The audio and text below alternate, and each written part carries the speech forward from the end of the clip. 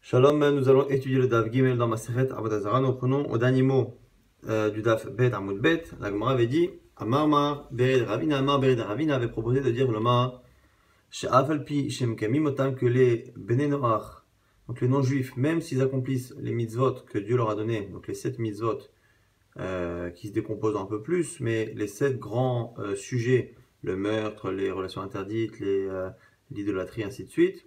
En mekablim alem sacha, ils n'en ont plus le salaire, parce qu'il y a un verset qui est là de dire que Akadosh Baruch Hu ra'a vayata goïm, il a vu et il a autorisé au goïm ce qui leur était interdit. La Gemara s'étonne, vélo, comment Hachem peut-il enlever le mérite de quiconque, de quelconque être humain qui fait une mitzvah verte? Tania, pourtant c'est marqué dans une braïta. Aya Rabbi Meir Omer, Rabbi Meir disait, mina incha filo avec kochavim osek batora, chez Oke Kohen Gadol, d'où on sait qu'un non-juif qui est en sek batora, qui étudie la Torah, il est comme un Kohen Gadol. Alors étudier la Torah, ici, il faudra regarder si on parle que d'étudier la Torah qu'il a le droit d'étudier, a priori, parce qu'il y a des demandes qui ont l'air de dire que les non-juifs n'ont pas le droit d'étudier, même si c'est pas rapporté forcément dans la halakha, et donc il se peut qu'on ne tienne pas compte de cet avis-là. Mais en tout cas, soit s'ils ont le droit d'étudier, soit ceux qu'ils ont le droit d'étudier, s'ils l'étudient, ils sont comme des Kohanim Gdolim, alors qu'ils n'ont même pas la mitzvah d'étudier. Donc, a fortiori, lorsqu'ils font leur mitzvot, Tamud Lomar, dont on sait en tout cas ce principe, c'est marqué au sujet de la Torah, Adam, la Torah, les règles qui servent à, une fois qu'on les fait, une fois que l'homme les fait, et que l'homme vive avec. Donc, les règles de Torah sont faites pour que l'homme en vive, les fasse et vive avec. Or, c'est marqué là-bas l'homme, et l'homme, ça concerne même les non-juifs. Kohanim Levim ve Israelim lo neema. On ne parle pas de Kohen, de Lévi ou d'Israël. Et là, Adam, la Torah fait exprès de parler de l'homme, dans le sens le plus large du terme. À la matta de là, tu apprends, Shafilo avec Kochavim osek batora, Areo ke Kohen Gadol, que finalement, il n'y a pas de limite au mérite de celui qui étudie la Torah, qu'il soit juif ou pas. Et là, l'homme alecha. Alors, du coup, chez En Mekablin Aleem Sachar, qui Metsuve Verose, comment peut-on imaginer qu'Hachem leur a enlevé quelque chose? On a dit, il ne peut pas leur enlever l'obligation, parce qu'il ne faisait pas. On ne peut pas récompenser quelqu'un de ne pas avoir fait. On ne peut pas non plus leur enlever le mérite de ce qu'ils font, parce que c'est injuste et que ça ne correspond pas à ce que le verset qu'on vient d'étudier semble dire. Et donc on nous dit qu'ils n'ont pas le mérite de Metsuve Verose, de celui qui a l'ordre de faire et qui le fait. Et qui fait. Kimishino Metsuve Verose. Damar Rabbi Chaina, car Rabbi Chaina donne ce principe. Gadol Metsuve Verose Yoter, Misheno Metsuve Verose. Rabbi Chaina nous a appris quelque chose qui peut paraître contraire au bon sens. C'est que celui qui fait les mitzvot parce qu'il en a l'obligation a plus de mérite que celui qui les fait sans en avoir l'obligation. Pourquoi? Parce que celui qui a l'obligation de faire a quelque chose qui accompagne cette obligation, c'est-à-dire l'envie justement de se défaire de cette obligation, de cette soumission, et donc d'une certaine manière, celui qui fait la mitzvah alors qu'on l'y oblige montre plus finalement d'amour et finalement a plus de mérite que celui qui le fait simplement parce qu'il en a envie ou parce qu'il estime que c'est bon, il a plus de mérite que lui. Et donc du coup, puisque les goïms ne font plus cette mitzvah de manière globale, ou en tout cas ont perdu cette notion-là, ils ont perdu finalement le statut de Metsuve Verose, donc ils n'ont pas perdu le mérite, mais ils ont perdu en tout cas une partie. Et la Kachomrim, Avde Kochavim, Livnei Kadosh Baruch Hu. Donc la Gemara maintenant essaye d'expliquer quelle est la suite de l'argumentaire des non-juifs lors de ce pseudo-jugement qu'il y aura à la fin des temps. Ribono shel olam, Israël shekiblu echan kimwa. Ils vont dire, maître du monde, Israël qui ont reçu la Torah, où est-ce qu'ils l'ont accompli? Alors Marlem, Akadosh Baruch Hu va répondre, Ani, moi-même, Mi'id Bahem, je témoigne à leur propos, chez qui et Torah Kula, qu'ils ont accompli toute la Torah. Alors, réponse des nations, Omrim Lefanav, ils vont dire devant lui, Ribono shel olam, maître du monde, Klum yesh av chez Mi'id al-Beno, un père, aucun père ne peut témoigner sur son fils, dirtiv, dont c'est que tu es leur père, Béni, Bechor Israël, on l'a lu il y a quelques semaines dans la Torah, mon fils aîné et Israël, Israël est mon fils aîné, c'est ce que Moshe Rabbeinu a eu la mitzvah de répéter à Pharaon pour lui expliquer que à la fin de cette bataille, il risque de perdre, lui et les Égyptiens, leur fils aîné, chacun son fils aîné. Et donc, puisque Hachem est le père du Ram Israël, il ne peut pas témoigner. Alors, Amalem Akadosh Baruch Hu, Shomim Va'aretz Ya'idu Bahem, Shekimot HaTorah Kula, on va faire témoigner le ciel et la terre, que les Bnei Israël ont accompli la Torah. Alors comment ils vont témoigner? On peut imaginer qu'ils témoignent par leur simple existence, puisqu'on sait que l'existence du monde dépend de l'accomplissement des mitzvot. En les fana, là aussi les non-juifs vont répondre, et bon, là, maître du monde, le ciel et la terre, eux, ils n'ont pas de lien de famille avec leur ami Israël, mais ils ont un parti pris dans cette histoire, c'est qu'ils savent que leur survie dépend de l'accomplissement des mitzvot. Donc peut-être qu'ils ont cherché à perdurer, la nature a cherché à perdurer, non pas parce qu'Israël fut, mais parce qu'ils ont envie de perdurer. Shinema, quand c'est marqué, et là on va citer plusieurs versets, Imlo Beritiom Avalayla, Chukot Shamaim Vaaretz Lo Samti. On dit ici que dans la lecture ici, c'est Imlo Beritiom Avalayla, je n'ai créé le jour et la nuit que Chukot Shamaim Vaaretz, que pour Chukot Shamaim Vaaretz. Donc finalement, si je n'ai pas mon pacte, Imlo Beriti, si je n'ai pas mon pacte, Yomam Valayla, qui est accompli jour et nuit, Chukot Shemayim Vaaretz Lo Samti, je n'aurais pas placé les règles du ciel et de la terre. Donc en gros, les règles du ciel, de la terre, de la nature, ne sont là que parce que Yahweh, mon Beriti, mon pacte avec l'armée Israël, Yomam Valayla, qui est accompli jour et nuit.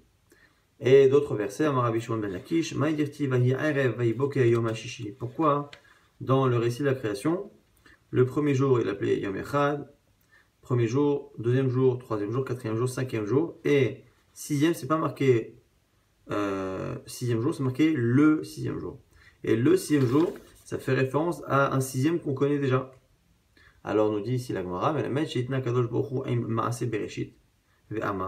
on apprend ici que Dieu à la création a émis une condition à la pérennité de cette création. Im Israël mekablim et Torati, si Israël accepte la Torah, mutav, tant mieux, ve'imlav, sinon, anir chazir etrem, les tohu vavuhu, je vous ramène au tohu bohu, donc à la situation qui précède le Maaseh Bereshit. Et pourquoi de Yom HaShishi? Parce que Yom HaShishi, donc c'est le sixième jour, ça fait référence à un autre sixième. C'est quoi l'autre sixième? C'est le 6 Sivan, la date de Matan Torah. Et donc du coup, depuis le départ, la fin de la création est dépendante de ce Yom HaShishi.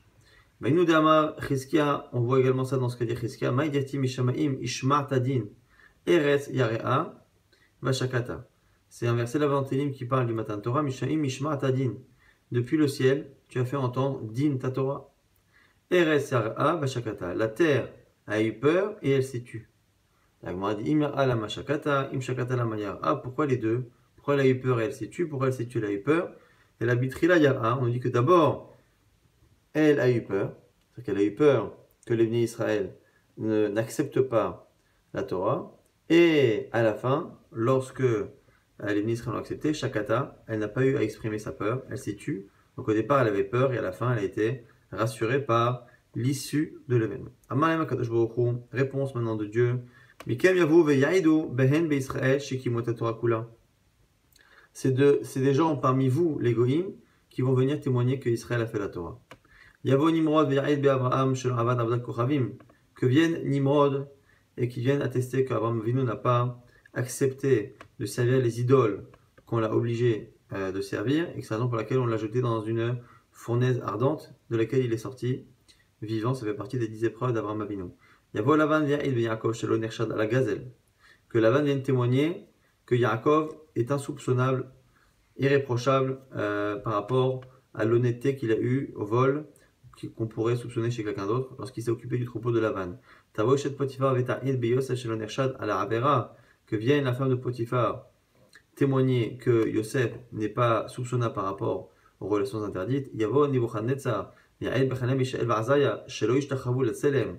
Que vienne Nebuchadnezzar attester que Hanania, Mishaël, Azariah, qui aussi ont été jetés dans une fournaise ardente, ne se sont pas prosternés à la statue de Nebuchadnezzar. Yavesh va être Daniel chez l'Obitel et Tatfila, que le roi d'Yavesh vienne témoigner que Daniel n'a pas annulé la Tfila. Yavo, Bildad Ashouchi, Sofar Naamati, Velifas Atemani, Yadoubaim Israël, chez Kimot Torah Kula, et aussi maintenant d'autres personnages, Shouchi, Sofar Naamati, Velifas Atemani, qui vont venir justement attester encore une fois que l'armée Israël a accompli toute la Torah. Shnema, Iteno Edehem, Veizdaku. Ils vont amener des témoins, Veizdaku, et ici les témoins qui vont attester, c'est les misotes, mais les misotes qui seront attestés par ces témoins-là. Alors, tout à l'heure, j'ai parlé de ce procès-là des nations. Et j'ai utilisé l'expression un simulacre de procès. Maintenant qu'on comprend que Akadosh Baruch Hu n'est pas accepté en tant que témoin parce qu'on dit qu'il est le père d'Israël et qu'on voit finalement qu'on ramène au procès des Lavan, des Nimrod et ainsi de suite, on se rend compte évidemment que ce n'est pas un procès dans le sens où on ne cherche pas la vérité, parce que Dieu connaît la vérité. Simplement, Dieu cherche à faire en sorte que la récompense du Ham Israël à la fin des temps soit acceptée et comprise par les nations. Or, entre la méconnaissance qu'ils ont des intentions divines et une petite dose de mauvaise foi quand on voit qu'ils essayent de faire croire ou de se faire croire qu'ils ont construit le monde pour l'étude de la Torah, Dieu s'adapte à leur incompréhension et finalement, puisque aux yeux des nations, Akadosh Baruch Hu a montré qu'il avait une indulgence et une protection particulière pour le Ham Israël, effectivement, aux yeux des nations, on peut estimer que la défense que Dieu prend du Ham Israël et le témoignage qu'il fait au sujet de leur mitzvot n'est pas acceptable pour les nations qui ont entendu pendant des années Béni Bechor Israël, Banaïhem, ce sont mes enfants, mon fils aîné, ainsi de suite. Et donc, du coup, finalement, ceux qui ne sont pas des tzadikim, mais font partie des goïms et en plus sont réputés pour être des ennemis du Ham Israël, il n'y a rien de mieux qu'un ennemi finalement pour faire un compliment d'une personne. Donc c'est la raison pour laquelle dans ce simulacre de procès, qui est en fait une manière de faire comprendre aux nations, on peut comprendre d'une certaine manière que Lavan et la bande à Nimrod peut finalement faire plus que Akadosh Baruch Hu pour persuader les nations. Donc, un rôle fanav. Dernier argument des nations. Ribono Shelorla, maître du monde, Tenalan, lanu merosh, vena asena. Donne-la-nous dès maintenant, dès le début, mais c'est-à-dire dès maintenant, vena asena, et on la fera. Amalem Akadosh Baruch Hu, Dieu leur dit, Shotim Shebarolam. Vous êtes vraiment bêtes. Mishetarach Berev Shabbat, Yochal Beshabbat. Il n'y a que celui qui a préparé des plats avant Shabbat, qui peut manger pendant Shabbat. Mishelotarach. Une fois qu'on n'a pas préparé, que Shabbat arrive, on ne peut plus cuisiner. En gros, le monde actuel, le temps présent, sert à faire les mitzvot. Alors l'amaba qu'on appelle au passage Yom Shekulo Shabbat, un jour qui est entièrement Shabbat, il est Shabbat dans plein de domaines, mais entre autres, il est Shabbat dans le sens où on ne pourra plus rien faire au niveau des mitzvot. Ça y est, ce qui aura été fait, et ce qu'on n'aura pas fait ne pourra plus être fait. Et là, Falpiken, Mitzvah Kala Yeshli Vesuka Shma. Malgré cela, Akadosh Baruch Hu dit voilà, j'ai une mitzvah facile, on verra la Gemara pourra l'appeler ça facile. J'ai une mitzvah facile et son nom c'est Souka. Allez la faire. Intéressant qu'il a trouvé leur argument bête, mais il leur donne comme une mitzvah. La Gemara dit Mimatsit Amar Tachi. La Gemara dit mais comment peut-on dire ça? Ve'a Amar Rabbi Yoshua ben Levi, Maïdirtiv. Pourtant Rabbi Yoshua ben Levi a dit Asher Anochim Etzavecha Hayom. La Hasotam. Comme c'est marqué là-bas, cette mitzvah que je t'ordonne de faire aujourd'hui. Hayom ya la Hasotam, il n'y a qu'aujourd'hui qu'on peut les faire. Et velo le macha la Hasotam, et pas plus tard. Donc ça exclut le fait qu'on le fasse dans le monde futur. Hayom la Hasotam, velo hayom tol sachar. Et au passage, on apprend que c'est aujourd'hui qu'on le fait, mais pas aujourd'hui qu'on reçoit le salaire. Mais en tout cas, pour l'action, c'est aujourd'hui et pas demain. Alors comment a-t-il pu leur donner cette mitzvah? Et là, she'en akadosh baruch hu ba betironia em beirota. C'est qu'Akadosh Baruch Hu ne vient pas Tironia avec ses créatures. Tironia, Rachidi, Alila, c'est des accusations fausses, en tout cas qui paraissent fausses. Et on retrouve l'idée qu'on a dit il y a quelques instants, qu'Akadosh Baruch Hu veut que les nations ne puissent pas ne pas comprendre la récompense du Ham Israël par rapport à eux. Alors pourquoi il appelle ça une mitzvah facile? Parce qu'elle ne coûte pas cher. Puisqu'à la base, la Torah nous dit de prendre justement les résidus végétaux qui restent des récoltes ou je ne sais quoi et de les mettre comme toile. Le toile à souka ne doit pas être fait de matériaux végétaux mais précieux. Il faut prendre vraiment n'importe quel végétal et donc en général c'est des choses qui restent de la récolte et donc il n'y a pas de dépenses. Miyad kol echad ve'echad notel ve'olech ve'oseh souka berosh gago. Alors du coup, comme c'est mis à facile, tout le monde va prendre du coup des bois et des roseaux et va faire sa souka sur le toit de sa maison. Kadosh Baruch Hu magdir aleim chama. Kadosh Baruch Hu va leur faire sortir un soleil bitkufat tamuz comme le soleil d'été. Et donc chacun va être dégoûté de la souka parce qu'ils vont étouffer dedans. Veyotsi sort chez Neymar, comme c'est marqué dans Télim. Nenateka et mosorotemo. Menashlicha mimeno avotemo. Et si Nenateka et mosorotemo, on va se débarrasser de cette mitzvah, de ces mitzvot ou cette mitzvah.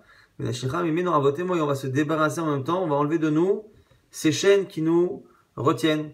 C'est une allusion à ces goïms qui vont accepter une mitzvah après avoir négocié et qui vont s'en débarrasser immédiatement parce que elle leur paraît difficile. La Gemara dit Magdir, comment Kadosh Baruch Hu leur fait sortir ce soleil fort?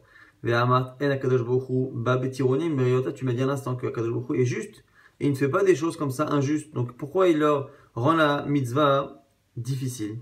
La Gemara dit Mishum d'Israël Lami Zimne de Mashralut Kufat Tamuz Atraga. Il dit parce que ça arrive aussi parfois aux Juifs que l'été perdure jusqu'à Sukkot, en fonction des années justement du décalage qu'on a par rapport aux saisons. Mais le et donc du coup c'est dur d'être dans la Souka. Alors nous en France on a plutôt l'habitude d'avoir froid dans la Souka, mais donc on a plutôt souvent l'impression que c'est l'hiver qui vient en avance et non pas l'été qui est retardé. Les Israéliens comprendront un peu mieux.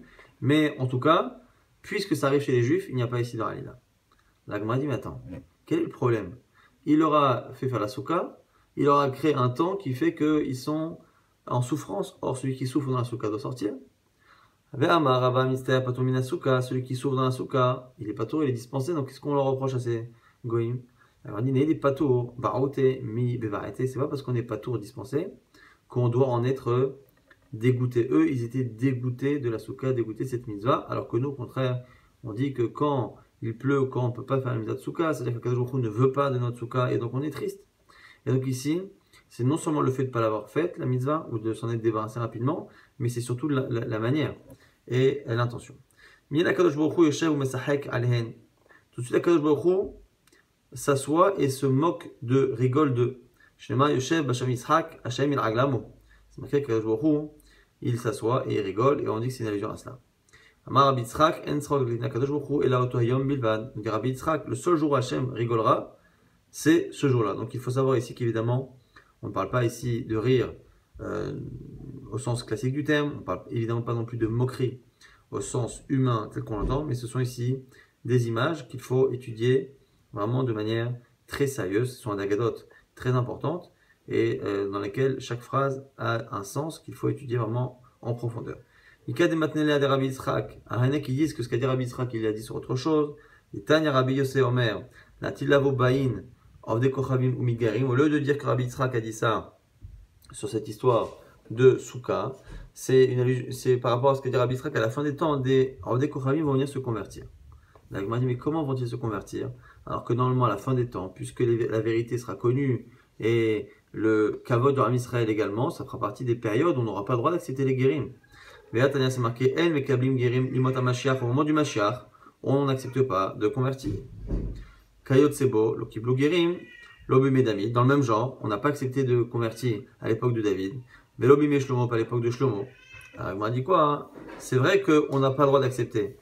Et là, chez Nasu Gerim, Girurim, mais il y aura des Gerim qui vont se faire tout seuls, avec des baptêmes chez des juifs, puisque 3 juifs qui font un beddin et qui convertissent quelqu'un, qui veut évidemment se convertir, ça marche, même si la majorité des Chachamim ne sont pas d'accord, et même si les Chachamim ont instauré qu'on n'accepte plus de Guérim, on a l'interdiction de le faire, mais ça n'invalide pas les conversions. D'ailleurs, on a cité ici à l'époque de David et de Shlomo, mais Shlomo Amelech lui-même, lorsqu'il a épousé la fille de Pharaon, il est évident qu'il l'a converti, même si à son époque on ne convertissait pas.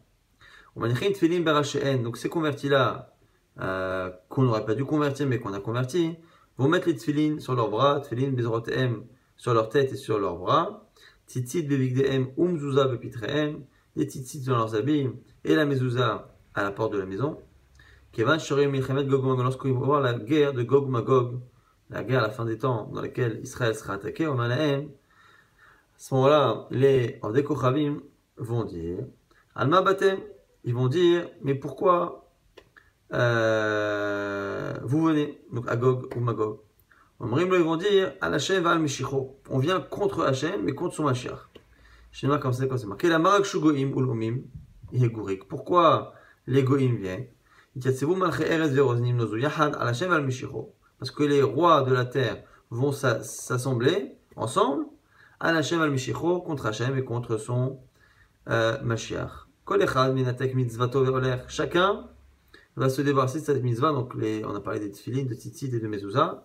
Shnemar, et c'est le même verset. Nelateka et mosorotemo venashlicha mimeno avotemo. On va se débarrasser de cette mitzvah et de ses chaînes. La Kodesh Baruch Hu Yoshev Yisrael v'Shnemar Yoshev b'Shamaim Ishak Hashem l'Aglamo. Amar Rabbi Yitzchak en la Kodesh Baruch Hu Sohek et là Ayom Bilvad, Oto Ayom Bilvad. Et donc ce serait sur ce midrash là qui parle du rire ou de la moquerie qu'Hachem aura des goïms qui vont abandonner la Torah tout de suite à la première difficulté, que Rabbi Yitzchak a dit qu'il n'y a que à ce moment-là que Hachem va rire. La Gemara s'étonne, pourquoi on dit que Hachem ne rit qu'à ce moment-là? Et ni, pourtant on a dit au nom de Rav, il y a 12 heures dans la journée. On divise le jour en 12 moments. Shalosh, Rishonot, Kadosh Baruch Hu, Yeshev, Arsek, Batoyre, les 3 premières heures, les 3 premiers 12e, il étudie la Torah. Il faut comprendre ce que ça veut dire, mais bon. Shniot, Yeshev, Edan, Ekol Haolam Kulo, le deuxième cycle de 3 heures. Hachem juge tout son monde. Kevan Shoresh Nitrei Haolam Kilia, Omed Mikisedin, Yeshev, Akisel Hamim. Lorsque, dans ces 3 heures-là, il voit que le monde mérite d'être exterminé, il sort, il se lève de son trône de rigueur pour s'asseoir sur son trône de miséricorde. Shtishiot, le 3e carton, Yoshev Ezan de Kolaram Kulo, il s'assoit et il donne à manger au monde entier. Mikane Remim Ad Betse Kinim, depuis les cornes du Rehem, Rehem c'est un animal géant, jusqu'aux œufs, donc jusqu'au bébé des Kinim des poux, donc du plus petit au plus grand. Reviayot Yoshev Sahek Emilivatan, et le 4e carton, il est assis et il joue, il rigole entre guillemets avec le Léviathan. Donc cette créature immense de la mer qu'il a créée au moment de la création et dont il a gardé une partie du premier couple qui a été créé en un seul couple, dont il a gardé une partie pour la Séouda de la fin. Chez les quand c'est marqué Léviathan Zé, Yatsar Tale Sahek, comme on a dit hier dans le Télim de Rosh Chodesh. Ce Léviathan là, Yatsar, tu l'as créé, dessiné, les Sahekbo pour jouer avec lui, pour rire avec lui. Amar Rav Nachman bar Yitzchak, Im Beyotav Mesachek, Ve'al Beyotav, Enom Mesachek Ela Otoyom Milvad. On fait la distinction entre le fait de rire avec ces créatures et le fait de se rire de ces créatures, de se moquer. Il ne se moquera qu'au moment où les nations, les faux convertis accepteront les misotes et s'en débarrasseront tout de suite, mais le fait de rire entre guillemets avec sa créature ou ses créatures, c'est possible. Amalé Ravacha Rav Nachman bar Yitzchak, Meosh Rabet Hamikdash En Srok, la Kadosh. Dans tous les cas, nous dit ici Rav Nachman bar Yitzchak, enfin Ravacha plutôt Rav Nachman, il lui dit depuis le jour où le Beth Hamikdash a été détruit, Hachem ne rigole plus. Mais l'un des Kasrok, dont on le sait, qu'il n'y a plus de rire, il m'a mis qui va écrire Hachem Elohim Tzvaot, ou Livchi, ou Limisped, ou Koha, quand, si on fait allusion à ce qui est marqué dans Yeshaya, qu'Hachem a créé, a appelé ce jour-là un jour de pleurs et de deuil, et ainsi de suite. Dilma Hoyom Avetulo, non, c'est peut-être que le jour de la destruction du temple.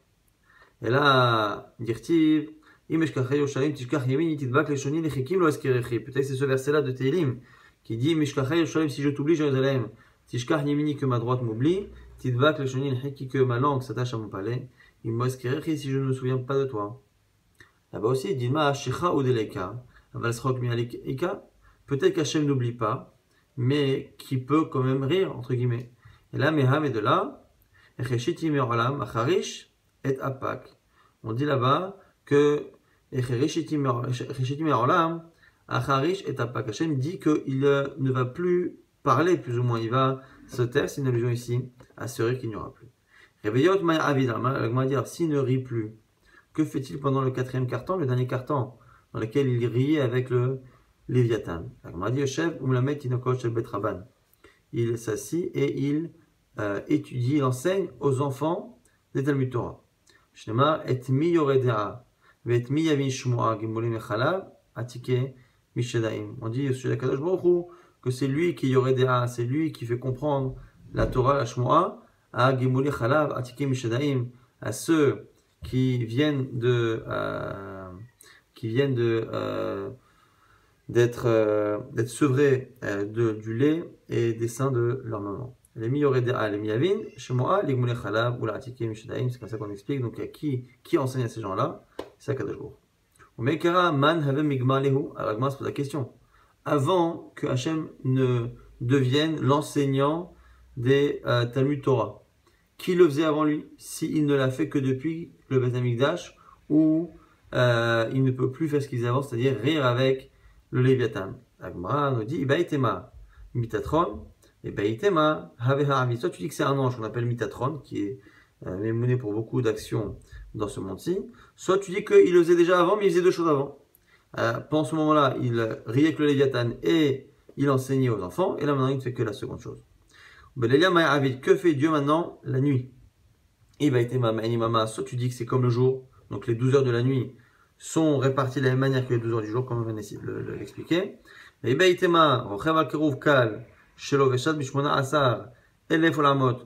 Ou sinon tu dis qu'il est sur une sorte de char et il se promène dans ces 18 000 mondes qu'il a créés, comme c'est marqué chez Neymar, Rechev Elohim Ribotaim Alfe Shinan. Hachem, il va et il se promène. Ribotaim Alfe Shinan. Donc, dans Ribotaim, c'est le double de Ribo. Ribo, c'est 10 000. Ribotaim, c'est 20 000. Donc, Alfe Shinan, et on nous dit ici, moins des milliers qui manquent.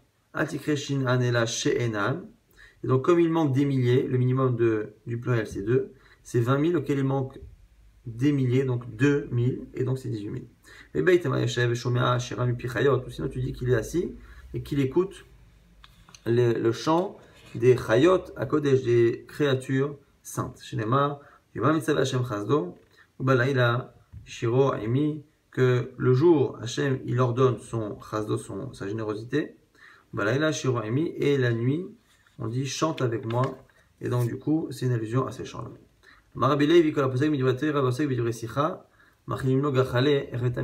Tout celui qui s'arrête dans l'étude de la Torah pour parler de choses futiles, on lui fait manger ici des gechalim.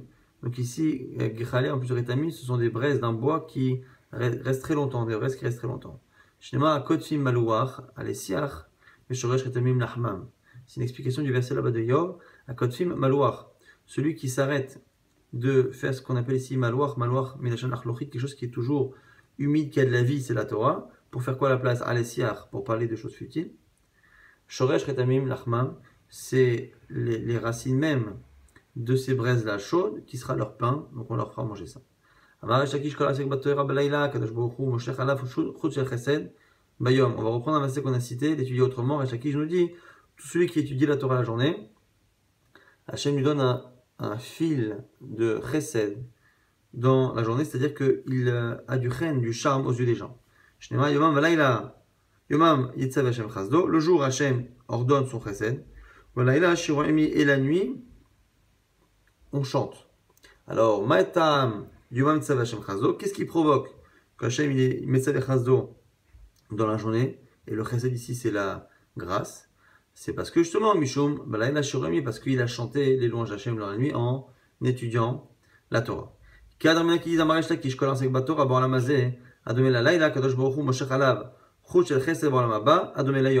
Ici, le jour et la nuit nous dit cette version de Resh Lakish. Le jour, c'est ce monde-ci, et la nuit, c'est ce monde-ci, parce qu'on ne connaît pas la vérité. Et le jour, ce sera le monde futur dans lequel on connaîtra tous la réalité sur Akadosh Baruch Hu.